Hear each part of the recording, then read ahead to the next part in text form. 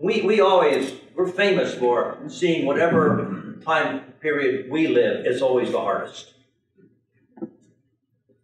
Paul Harvey said, in times like these, it helps to recall there's always been times like these. Lillian Watson said, there has never been an age that did not applaud the past and lament the present. It's true. Things happen. Wheels fall off. Artie Shaw said, the good old days are neither better nor worse than the ones we are living in right now. And Jean Fontaine said, the worst time is always the present time. That's the time you got up and looked out the window. There's too many things out of our control. Consequently, I shouldn't be surprised when things go wrong. Esther becomes the queen. That's wonderful. Here's your crown, Hadassah, Esther. And then coincidentally, Haman became the most powerful voice in the government, and her whole life changed. Nehemiah and others were successfully building walls. And then Tobiah showed up, along with two friends, wealthy, influential individuals who mocked them and threatened them. Pharaoh let Moses and the Israelites leave. Hey, have a nice trip to Israel. Then he changed his mind. Paul and Barnabas had a successful missionary trip. Then Barnabas got mad and left. How'd that happen? We were honoring and glorifying God. We had a great first missionary journey.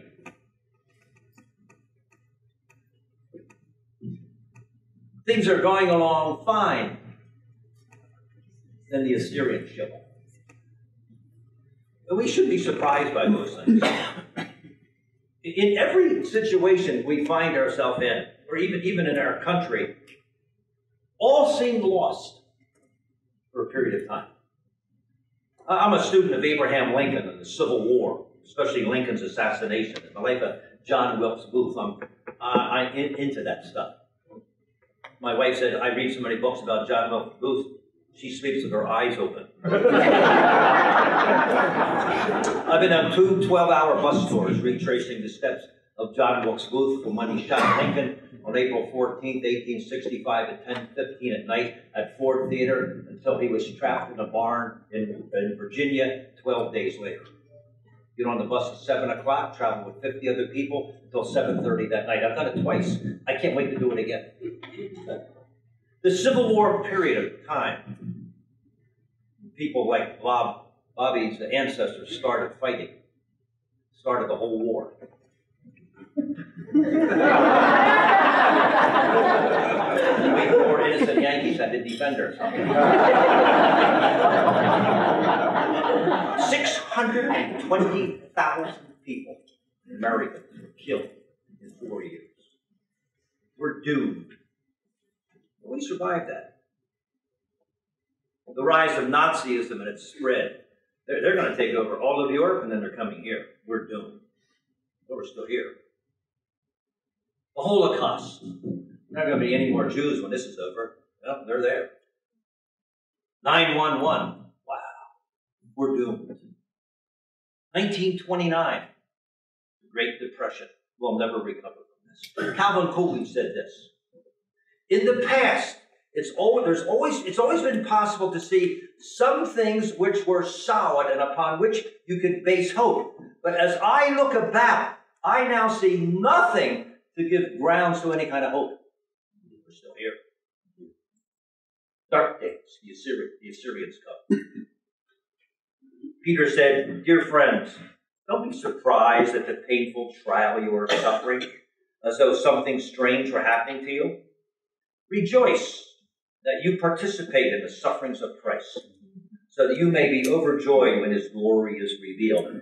1 Peter 4:12. What are you surprised about? We live in a fallen world. People around you are selfish. People around you make mistakes. You make mistakes. Shouldn't surprise you. You see, I wanted to get up and look out the window and say, wow, the blue sky and everything seems fine in Jerusalem. All I saw was a bunch of soldiers, and they aren't here for a party. That became quite clear. Martin Luther King said, accept finite disappointments, but never lose infinite hope. Someone said the problem is not that there are problems. The problem is expecting otherwise and thinking that having problems is a problem. I love the theology and the philosophy of Uncle Remus. You can't run away from trouble. There ain't no place that far. And when I think of looking out the window and seeing the Assyrians and it saddens, hey, Walt, you shouldn't be surprised. These things happen. My second observation is this. Don't forget that you shouldn't be surprised. My second observation is don't forget to say thanks. Hey, the Assyrians are here. Thank you, Lord. That's what I'm instructed to do. 1 Thessalonians 5:16-18. Rejoice always, pray without ceasing. In everything give thanks. Why? For this is the will of God in Christ Jesus for you. You know what the Amplified Bible says there? Thank God for everything, no matter what the circumstances might be. That's hard. Thanks, Lord. Boy, it's good news. I thought maybe the Assyrians would be gone, but praise God, they're still here. That's not easy. That's not easy. For 9 years, I ran an organization in New Jersey as I was an athletic director at a small college. The organization was called Winning Ways.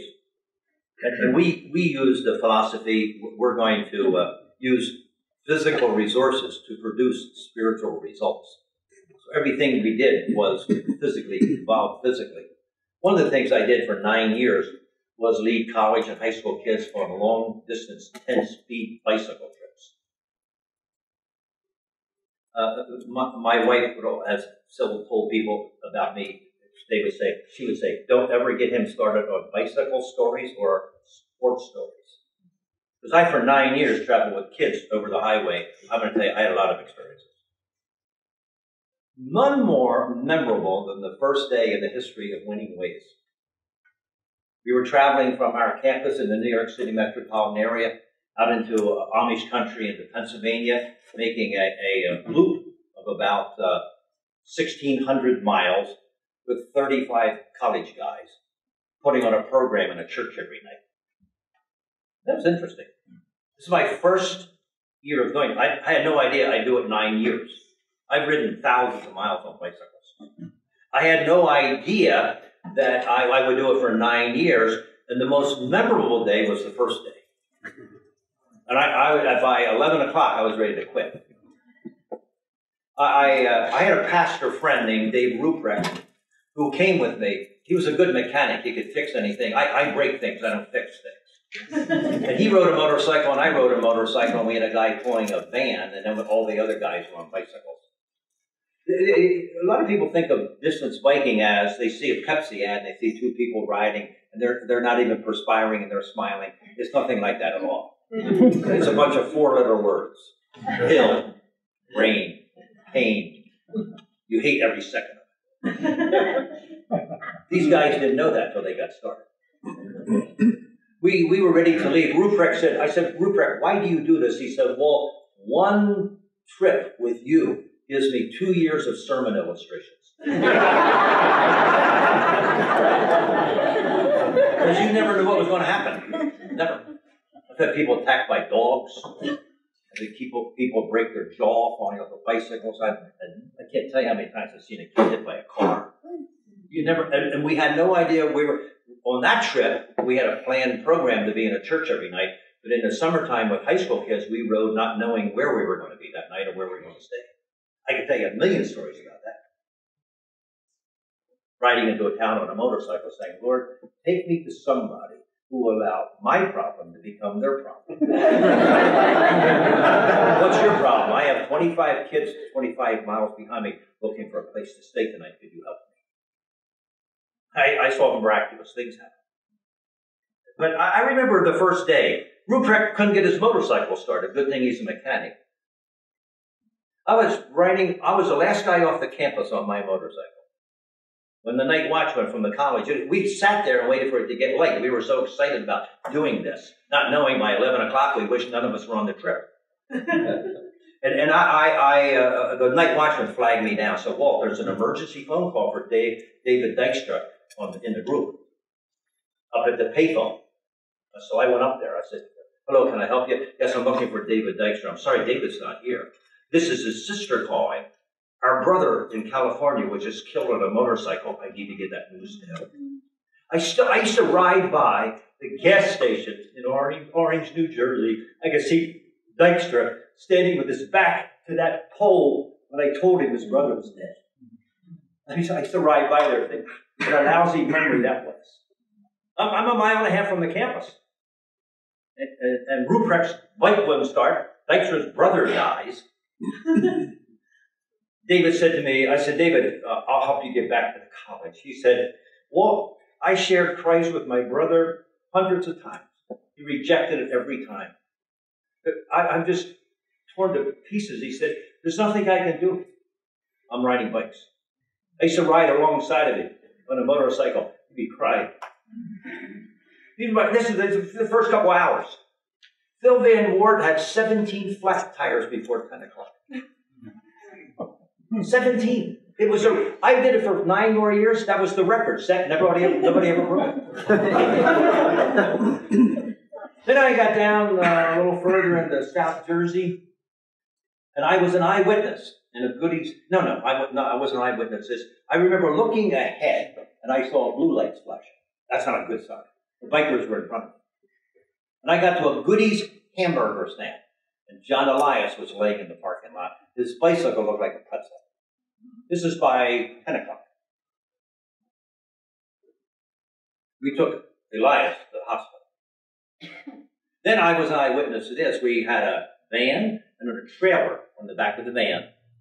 A man had built it for me. All the guy's stuff was in the, you know, when you ride a bike, you don't want anything on your bike. A little bugger bag that was got in.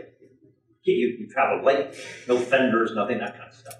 And I was standing there watching bikers go by, and I saw Charlie Irons, who was driving our van, pull into stores weren't even open yet, a little mall, and as he did it, the van turned on its side. I thought, I remember thinking, I didn't just see what I think I saw, did I? But there it was. This is the first day. This is the first morning. I say all that to say, Chris Goppert, who was a missionary in Rhodesia, Zimbabwe, now, he was on a trip, he's 6'5". He said to me, Walt, this has been a tough morning. So my cousin lives about half a mile down the road. She has a big backyard. We ought to all go down there, and we did. We sat, I'll never forget the expressions. Remember, these are the guys, hey, this is going to be great.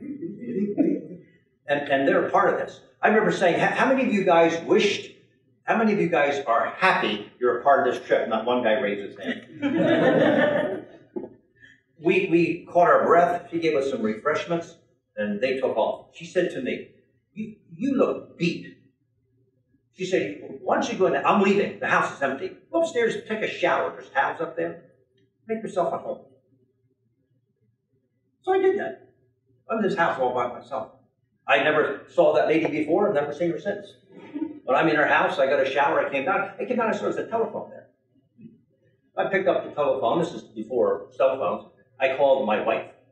Collect. Patty, how's it going? You really want to know? I said all that to tell you what my insane wife said to me. I told her everything that was going wrong. I said, Patty, you know what I want to do? I want to come home. You only have 13 and a half more days to go. It's a 14-day trip. I said, I don't care. I want to come home.